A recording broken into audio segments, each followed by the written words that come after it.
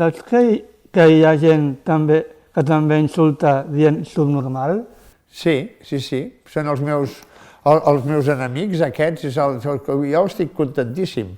Subnormal, pallasso, negre, maricón, sudaca, jueu... Bien, no? Bien, com a mínim no som com els altres, que els altres sí... Tu, normal!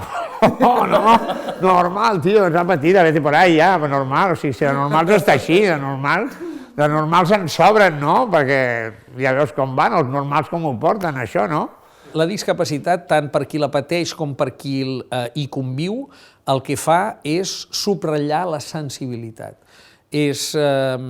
Treu del davant coses que de vegades semblen molt importants a la vida corrent i que veus que són molt accessòries. Es tracta de parlar de persones amb capacitat. En aquest sentit, entre el públic hi ha molta gent discapacitada per pujar a l'escenari i fer música, però estan capacitades per fer altres coses. Capacitat, jo no treballo amb gent discapacitada. Tots estem capacitats per fer alguna cosa, per tant no hi ha discapacitats. Tots estem capacitats, cadascú està capacitat per fer una cosa diferent. I una cosa que hauríem de tenir en compte és això, és canviar el llenguatge ja. Dir, no som discapacitats. O en tot cas, tots som discapacitats. Però jo també estic discapacitat, perquè jo no sóc el Superman. Per tant, tots som especials. Com va dir una vegada un alcalde de Barcelona, que després seria president, el Maragall, va dir tots som paralímpics. A vegades amb coses que quan les veus no semblen perfectes, no? Penses, això ha quedat un bunyol, no? Ha quedat nyap.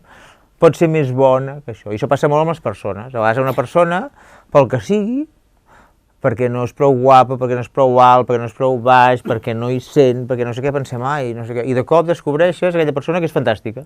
I una altra que és més guapo i tot això, veus que no té cap interès. Jo moltes vegades he sentit comentaris, m'han mirat malament pel carrer, està clar que sí. I a nivell personal i a nivell conjunt també, que ens passa sempre que ens diuen si som germans, veus com ho recordes ara, si som cosins, o anem a hotels i ens separen els llits, sempre. O sigui, entrem en una habitació i dic, hombre, llits separats, què passa, que aquí no tenen llits de matrimoni, no? Vas a recepció, perdó, que no sois hermanos? Pues no. Tots som iguals. Tots hauríem de ser iguals, com a mínim tots tenim els mateixos drets.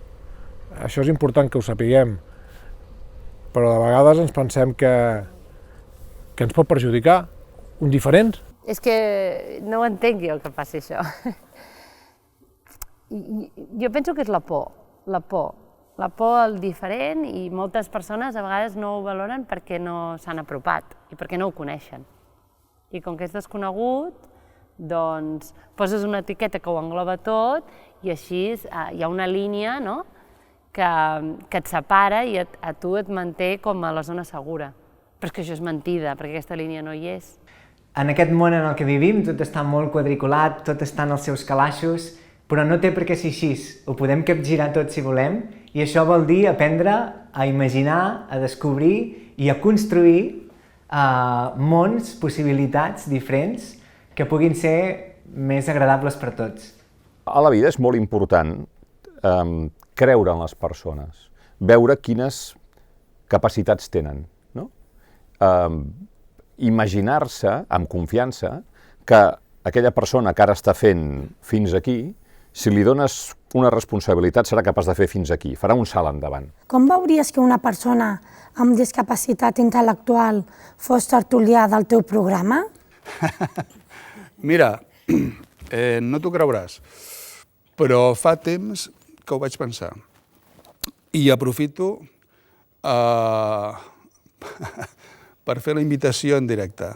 Per tant, convido el Cristian, si a ell li va bé, a que vingui un dia de tertulià al programa. Com ho veus? Per mi encantat. Sí? I tant que sí. Segur? Segur. Bueno, doncs escolta, serà un primer pas.